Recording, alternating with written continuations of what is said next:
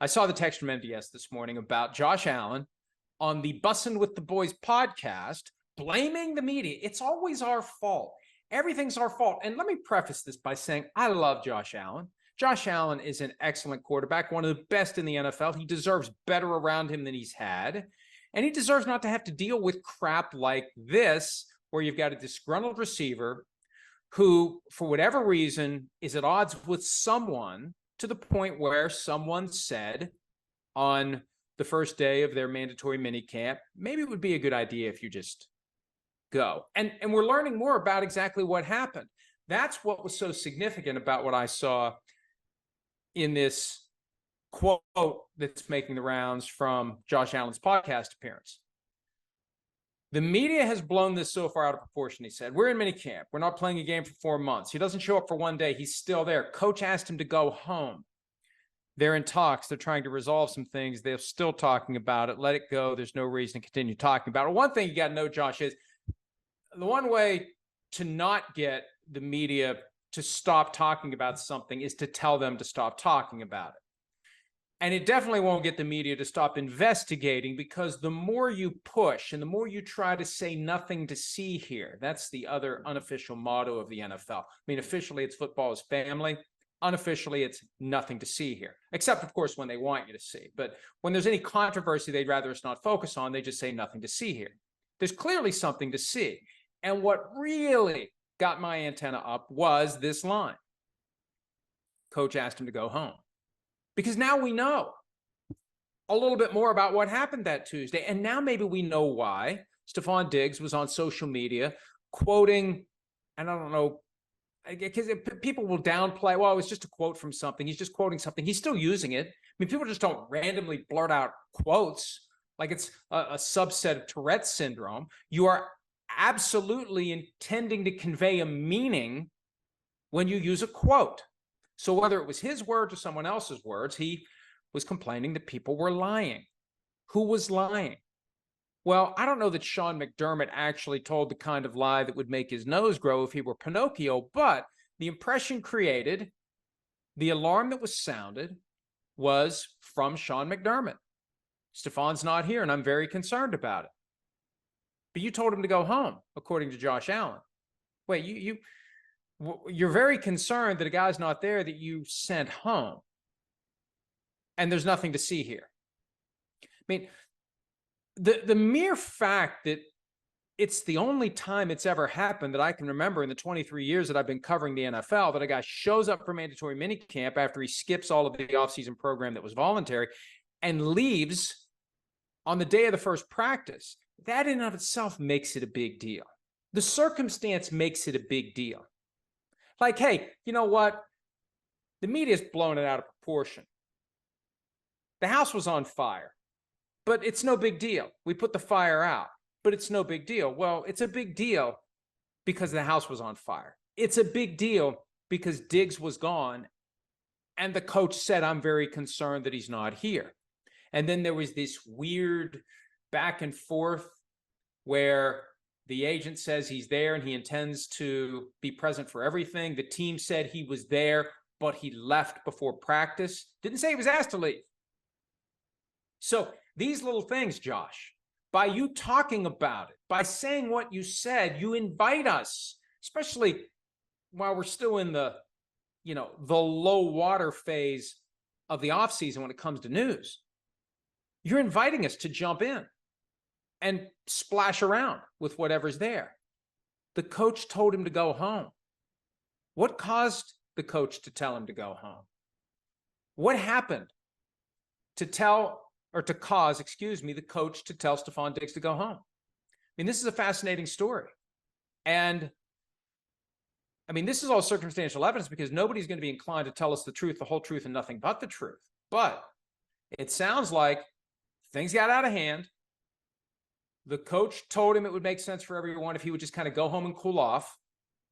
And then the coach creates the impression that he left, that he wasn't there. The team created the impression he left, that he wasn't told to leave, that he left. So Stefon Diggs later that night on social media complaining that people are lying about him. Do you think that gets repaired overnight? The fact that something happened that caused him to go, caused him to be asked to go. He goes, and then they characterize him as walking out when that wasn't the case. Do you really think that gets smoothed over overnight? And then a few weeks later, Josh Allen saying nothing to see here? Of course there's something to see. He wants us not to look, because the more we look, the more we might find something that will create the kind of distraction that derails what he's trying to do. I don't blame him for it. It's just not a very good strategy, because it's not going to work. Telling us not to talk about it is not going to keep us from talking about it, as evidenced by what I've been talking about for the last 8 minutes or so. Look, I'm guided by my instinct, two instincts. One, I follow and report on and write about and talk about the things that I would be interested in as a fan. I created the destination of ProFootballTalk.com 22 years ago with a simple mission in mind. And I don't even know if I articulated it at the time, but the goal was to create something that I would want to read, a place I would want to go.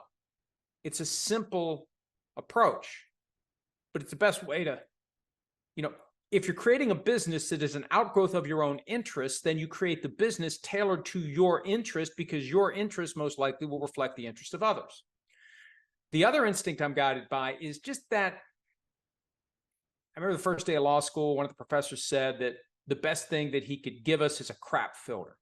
We need to just have that idea of when we're being told the truth, when we're not being told the truth, when we're being told something that's just a pile of crap. And just when there's that, and it's a product of experience and seeing how these stories play out and knowing people and reading people.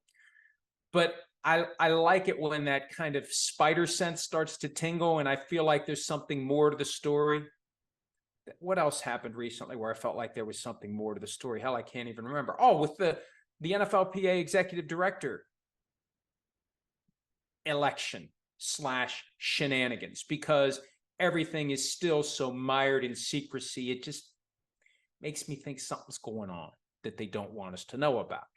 And something's clearly going on with the Bills that they don't want us to know about, because Josh Allen is trying to tell us, don't pay attention. Nothing to see here.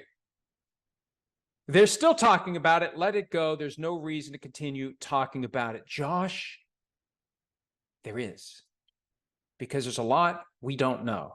And see, this happens from time to time in the NFL. And I'll hear it from fans.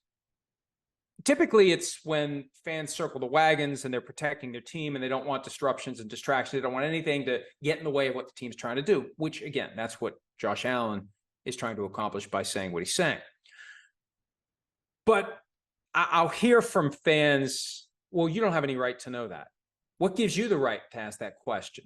Well, the media is the liaison for the fans. And there are fans out there that do want to know. And if you are going to get a brand new stadium funded with hundreds of millions of taxpayer dollars, under circumstances that, as the Erie County executive said last week or thereabouts, if they didn't get the deal that we gave them, they were moving. When that kind of public money and public interest and public attention is devoted to the product, you're damn right. There's things we're allowed to be curious about. They want us to be curious about it. They want us to talk about it. See, at one level, Josh Allen would prefer we not talk about it. Bigger picture, NFL, they want us to talk about it. What would they rather us talk about? The hot dog contest from yesterday? Baseball? They want to be the subject of every talk show. They want to be the focal point of every conversation. Every time we talk about the NFL, it is free promotion for the product. But I can understand why Josh Allen and the Bills would prefer we not talk about it. So I vow to keep talking about it. I vow to continue to be curious about it. I vow to continue to have my antenna up for anything that gives us a little more, just a little more, a little piece here, a little piece there. The big piece from today, coach asked him to go home. We didn't know that. We didn't know that.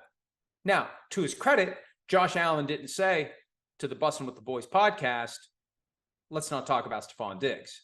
I don't want to talk. I'll do it, but I'm not talking about Stefon Diggs.